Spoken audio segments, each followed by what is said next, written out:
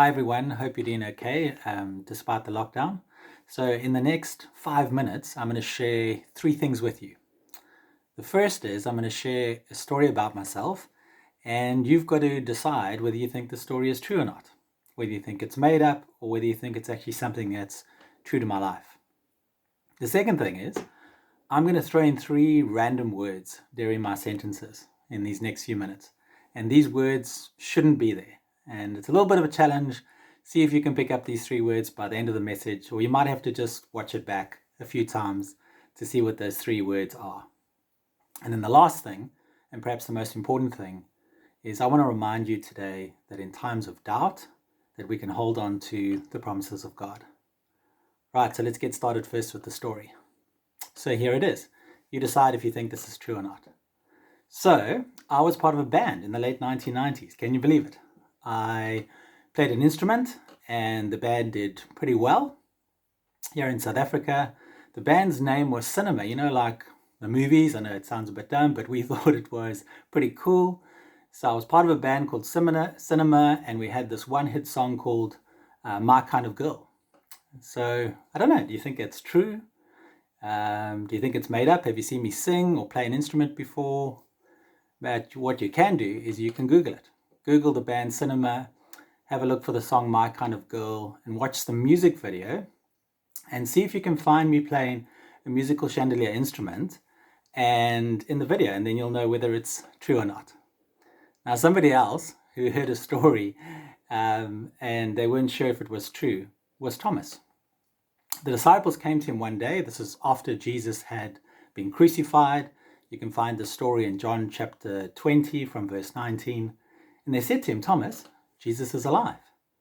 He appeared to us. We'd locked ourselves in a room because we were worried about the Jewish authorities, that they would come and take us away and crucify us like they had with Jesus.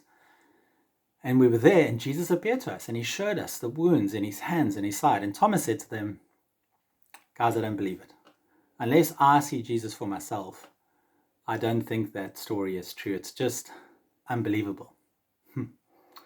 Well, 8 rainbow days later, the most amazing thing happened. The disciples were together again. This time Thomas was there, and Jesus appeared to them again. And he looked at Thomas and said, come, Thomas, come and touch my wounds in my hands and my side. And Thomas did that. And when he did it, he knelt down before Jesus and he said, my Lord, my God. It was him acknowledging that now that he's seen Jesus, he believes. No more doubts anymore. And Jesus looked at Thomas and he said, Thomas, blessed are those who haven't seen and yet believe. Blessed are those who haven't seen me physically and yet still believe and don't doubt. Well, I can relate to Thomas, and I'm sure you can. Living through this lockdown and with this world pandemic can bring lots of doubts to the surface. You can doubt whether you're going to cope with being inside the whole time. You can doubt if you're going to manage your schoolwork. You doubt how your family's going to get through all of this. There's lots of worries and concerns. And wouldn't it be amazing if Jesus could just appear to us? If he could, like he did for the disciples, he could just rock up in your house, in your room, and you can chat with him and talk to him, and he can remind us that it's all going to be okay. Well, here's the thing, Jesus said to his disciples all those years ago that he was going to die, he was going to be crucified, but he would rise again from the dead. And he was true to his promise, even though Thomas doubted. And Jesus is still true to his promises. And so, where do we find those promises? Well, they are with us still through the Bible, in his living word. There are lots of promises there that you and I can hold on to during times of doubt. So I hope you find that message reassuring. I hope it encourages you. I've got one final challenge for you. I want you to think about some of the promises in God's word and think about if you could share that with a friend or somebody in your family, or we could share it up in the youth WhatsApp groups, just to encourage us during this time. So there are the three things. Remember, is my first story true? The second thing is, did you catch those three words? And remember more than anything that Jesus is with us during our times of doubt, and we can hold on to his promises that we can find in his word. Guys, stay safe, look after yourself, and I look forward to the time that we can be together face to face.